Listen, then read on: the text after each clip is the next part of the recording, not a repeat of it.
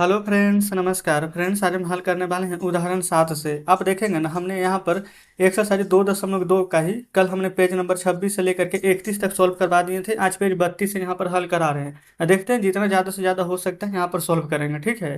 तो उदाहरण 7 में यहाँ पर बोला गया है, अमू, चरण, मधु और जॉन एक होटल में गए। चार दोस्त, दोस्त नहीं बल्कि डोसे मंगवाए हैं। प्रत्येक डोसे का मूल्य 23 रुपया है।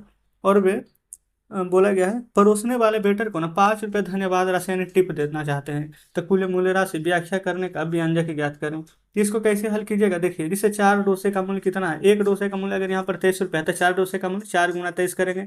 अब 5 रुपया टिप देना चाहता है ना, तो बस बगल में यहाँ पर +5 कर देंगे। चलिए इसको कॉपी पर समझते हैं। देखेंगे, आप खुद पहले सोचिए ना कि आप ही चार दोस्त गए हैं, ठीक है। एक डोसे का मूल्य है 23 रुपया।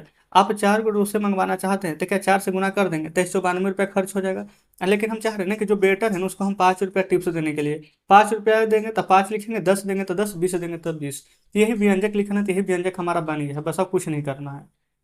जिससे नीचे देखेंगे अगला प्रश्न में यहाँ पर क्या बोला गया है, यदि दोषे की कुल संख्या 7 तक पहुंच जाती है और धन्यवाद राशि वही रहती है तो उन्हें कितने रुपए देने हैं। समझिए अगला व्यंजक कैसे बनेगा।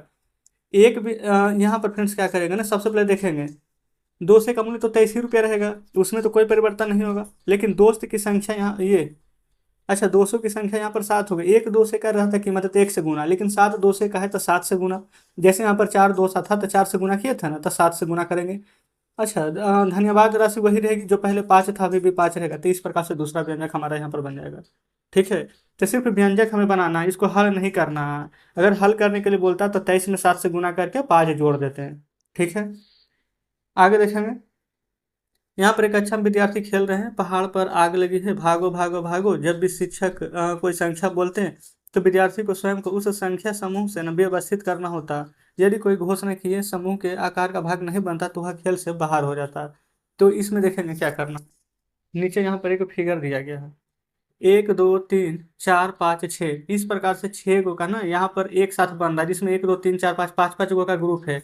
लेकिन ये अलग क्यों, क्योंकि इसमें 3 ही गो का ग्रुप है। समझ गए ना। तो आपको इस प्रकार से इसको बनाना है। सबसे पहले टोटल ग्रुप कितना है, 1 2 3 4 5 6, 6 ग्रुप है। अब प्रत्येक ग्रुप में कितने यहाँ पर स्टूडेंट है, तो 5, तो 5 से गुना। ये 3 गो एक्स्ट्रा है ना, तो +3 कर देना है। तो बस यही करना था, आपका व्यंजक बन चुका है, ठीक है। यहाँ पर नीचे देखेंगे आगे में क्या बोला गया है, सोचिए और चर्चा कीजिए। उसने यह क्यों लिखा, पदों के योग के रूप में लिखा गया व्यंजक है 6 गुना 5 और +3। इस प्रकार से लिखा गया है, ठीक है। तो इसको आप कैसे कर सकते हैं, 6 गुना 5 का आप 5 गुना 6 भी लिख सकते हैं, ठीक है, और 3 भी लिख सकते हैं। तो इसको पद के रूप में लिखना है। तो ये जो पहले दिया गया है ना, ये लिख लेंगे प्रथम पद, और जो बाद में 3 दिया गया है ना, ये हो जाएगा हमारा द्वितीय पद, ठीक है। देखेंगे तो जस्ट इस प्रकार से हमारा ये वाला भी पेज कंप्लीट हो जाता है। अगले पेज पर चलते हैं। देखेंगे यहाँ पर भी ना सेम उसी प्रकार से यहाँ पर दिया गया पैटर्न। बोला क्या गया है कि नीचे दी गई प्रत्येक स्थिति के लिए ना व्यंजक लिखिए और उसके पदों को पहचानिए। यदि शिक्षक ने 4 बोला होता तो रूबी क्या लिखती। शिक्षक बोलता है यहाँ पर 4 तो रूबी क्या लिखती, 4। शिक्षक बोलता 7 तो रूबी क्या लिखती, 7। बताएंगे यहाँ तक कोई दिक्कत है। तो बस इतना ही कर देना है, कि इससे आगे भी बढ़ना है। देखिए, क्योंकि फ्रेंड्स टोटल यहाँ पर पद में देखेंगे ना तो 33 यहाँ पर विद्यार्थी हैं। यहाँ पर हमने जो ग्रुप भी बनाए थे तो उसमें देखेंगे ना, देखिए ये भी जो ग्रुप बनाए थे तो 6 × 5 = 30 और 30 और 3 33, टोटल 33 यहाँ पर विद्यार्थी थे। तो शिक्षक बोला 4, किसके नज़दीक लेकर चलिए 33 के। तो 4 में 8 से गुना करेंगे तो 32, 9 से गुना करेंगे तो 36 से ज़्यादा हो जाएगा। तो 4 × 8 = 32, अब +1 लिखेंगे तब 33 हो जाएगा। 7 × 28, 7 × 5 = 35 ज़्यादा हो जाएगा। तो 7 में 4 से गुना करेंगे, 7 × 28। अब 28 में 5 जोड़ेंगे तो 33 आएगा। तब प्लस कर दीजिएगा 5। तो जस्ट इस प्रकार से यहाँ पर ये भी हमारा सॉल्व हो जाता है। समझ गए ना। अगर शिक्षक बोलता 10 तब आप बताइए, तो 10 बोलता ना तो हम 3 से गुना करते, क्यों, क्योंकि 10 या 30 हो जाता है, और 3 यहाँ पर जो बच जाता है शेष उसको जोड़ देते तो हो जाता है 33, ठीक है। आप कहेंगे जी बिल्कुल सही। आगे आइए उदाहरण 9 पर। इसमें क्या बोला गया है, बोला गया है कि रघु ने थोक बाजार से 100 किलोग्राम चावल खरीदा और उन्हें 2 किलोग्राम पैकेट में पैक कर दिया, ठीक है। पहले उसके पास में 2 किलोग्राम के 4 पैकेट थे, अब उसके पास 2 किलोग्राम के कितने पैकेट हैं। उस संख्या के लिए व्यंजक लिखिए और पदों की पहचान कीजिए। इसको कैसे कीजिएगा, देखिए। थोक बाजार से ना 100 kg चावल खरीदा, ठीक है, और उन्हें 2 किलोग्राम पैकेट में पैक करवा लिया। आप कहेंगे ठीक है। अच्छा, उसके पास पहले से ही 2 किलोग्राम के 4 पैकेट थे, तो 2 किलोग्राम के 4 पैकेट थे ना, तो आप यहाँ पर क्या करेंगे, पहला पद यहाँ पर अगर आपको लिखना होगा तो 2 किलोग्राम ये और 2 किलोग्राम ये, टोटल हो जाएगा यहाँ पर 4 और टोटल है 100, तो 100 में 4 से यहाँ पर भागा दे दीजिएगा, पहला पद यहाँ पर हो जाएगा, निकल जाएगा। ठीक है। अच्छा एक सेकंड, 100 में ना 2 किलोग्राम का पैकेट है तो 100 में 2 से भागा दे देंगे तो पहला पद ये हो जाएगा। द्वितीय पद देखेंगे 2 किलोग्राम के कितने पैकेट थे, तो 4 पैकेट थे, तो दूसरा पद हो जाएगा यहाँ पर 4। अच्छा देखेंगे ना यहाँ पर पहले से ही दिया गया है कि 2 2 किलोग्राम के 4 पैकेट, पैकेट की संख्या कितना हो जाएगा, तो पैकेट की संख्या 2 किलोग्राम वाला देखेंगे, इसमें बोला गया था ना 4 पैकेट थे, तो 4 पैकेट और 100 किलोग्राम के चावल किने हैं जो कि 2 किलोग्राम के पैकेट में पैक किया गया, तो 100/2, तो एक हो जाएगा पहला पद, एक हो जाएगा दूसरा पद। आप चाहें तो पहला पद इसको भी बोल सकते हैं, दूसरा इसको भी, कोई दिक्कत नहीं है। जो पहले दिया गया है वो प्रथम पद, जो बाद में दिया गया है वो हो जाएगा हमारे यहाँ पर द्वितीय पद। ठीक है, इसमें कुछ बनाने की भी आवश्यकता नहीं थी, समझिए कि ऑलरेडी यहाँ पर बना हुआ था। उदाहरण 10 नंबर में देखेंगे ना कि सभी यहाँ पर व्यंजक पहले से ही बना हुआ है, पढ़िए। बोला गया है कि कन्नन को 1 रुपये और 5 रुपये के सिक्का की संख्या है, 10 रुपये, 20 रुपये, 50 रुपये और 100 रुपये के नोटों का उपयोग करते हुए। अच्छा, 1 रुपया 5 रुपये का सिक्का है, ठीक है, इतना रुपये के नोट का प्रयोग करते हुए 432 रुपये आपको चुकाना है, तो कैसे कैसे चुकाइएगा, तो हम क्या करेंगे ना कि ये देखेंगे 100 गो नोट दे देंगे, 4 गो 100 का नोट दे देंगे, तो 100 × 4 तो 400 रुपया हो जाएगा। एक 20 का नोट देंगे तो 420, 420 हो जाएगा। एक 10 का नोट दे देंगे तो 420 में 10 जोड़ेंगे तो 430। एक 2 रुपया का दे देंगे, 2 × 1 तो हो गया ना 432, गुना कीजिए, 100 × 4 400, 20 × 1 20, 10 × 1 10 और 2 × 1 2, तो टोटल जोड़ेंगे तो 432 निकल जाएगा, यही 432 रुपये ना देना थे। तो बस इस प्रकार से आप यहाँ पर 432 रुपये दे सकते हैं, कोई दिक्कत नहीं। तो इस प्रकार से फ्रेंड्स हमारा ये बन गया है। अच्छा यहाँ पर अब क्या बोला गया है, क्या आप 432 रुपये देने के और तरीके बता सकते हैं और कैसे कैसे दे सकते हैं, हाँ जी बिल्कुल। तो हम क्या करेंगे ना, अब 100 100 रुपये का नोट का प्रयोग ही नहीं करेंगे, हम क्या करते हैं, अच्छा करते हैं, चलिए ना सभी का प्रयोग कर लेते हैं। 100 रुपया का ना हम यहाँ पर 3 ही नोट देंगे, तो 300। अब हम क्या करते हैं, 50 रुपया का 2 नोट देंगे, तो हो जाएगा 100 × 300, 50 × 100, तो कितना हो गया यहाँ पर 400। अच्छा उसके बाद हम 10 रुपया का 3 नोट देंगे, तो 430, एक दे देंगे 2 रुपया का सिक्का, 2 × 1 तो हो गया ना 432, 100 × 3 300, 50 × 2 100, 10 × 3 30 और 2 × 1 2, तो 300 1 400, 30 और 2 432 रुपये हो गया। ऐसे करके अपने सब अनगिनत तरीके यहाँ पर निकाल सकते हैं। जस्ट हमने एक एग्जाम्पल के तौर पर एक बताए हैं। उदाहरण 11 देखेंगे, इसमें देखेंगे इस प्रकार से चित्र दिया गया, बोला गया ना कि यहाँ 2 चित्र है, बिल्कुल एक चित्र।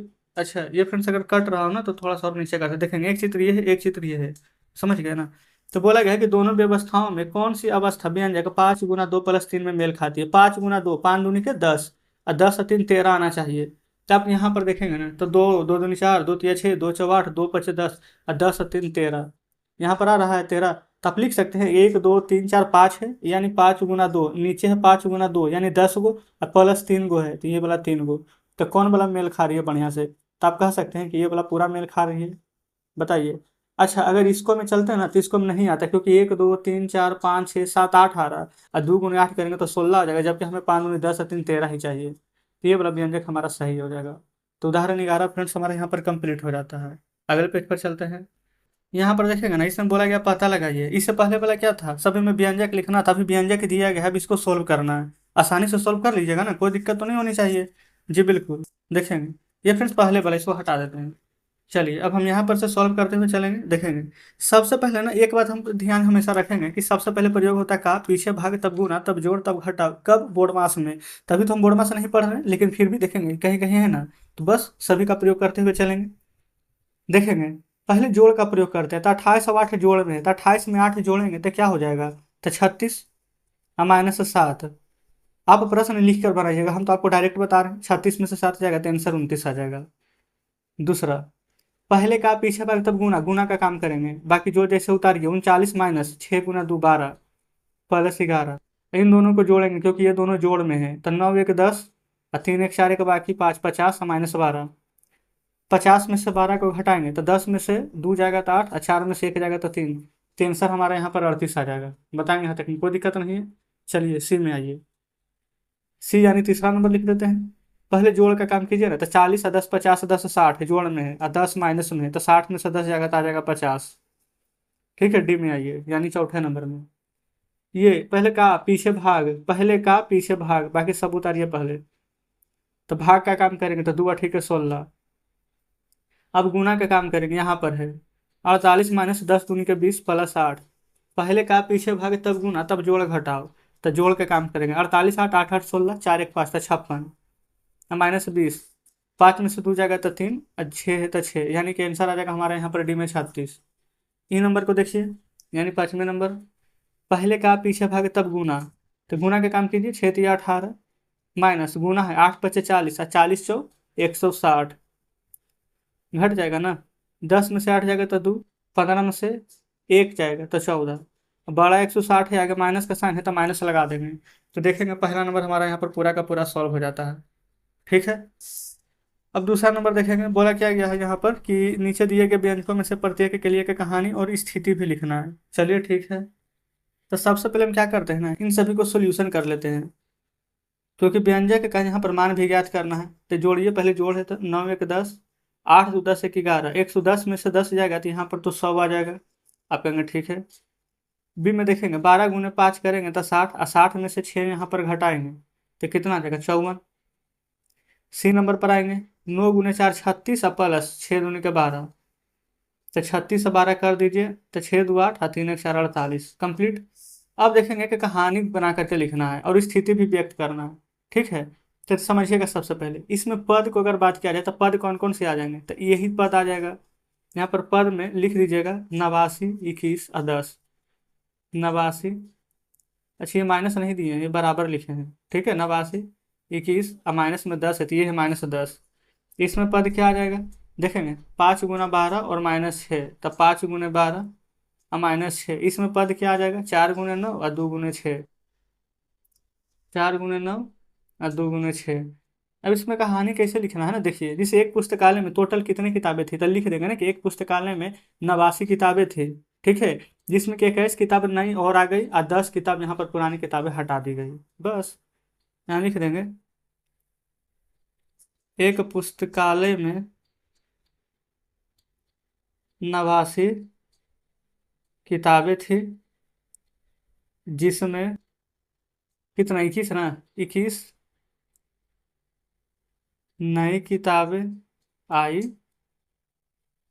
और 10 किताब हटा दी गई ना, और 10 पुरानी किताबें हटा दी गई। लिख लीजिएगा। यहाँ पर 5 × 12 है तो लिखेंगे ना कि एक पैकेट में 12 पेंसिल है, तब 5 पैकेट खरीदे तब ना गुना होगा। एक पैकेट में 12 पेंसिल है, लिखेंगे एक पैकेट में 12 पेंसिल है, तो ऐसे 5 पैकेट खरीदें। अच्छा 6 पेंसिल माइनस है तो लिखेंगे लेकिन उसमें 6 पेंसिल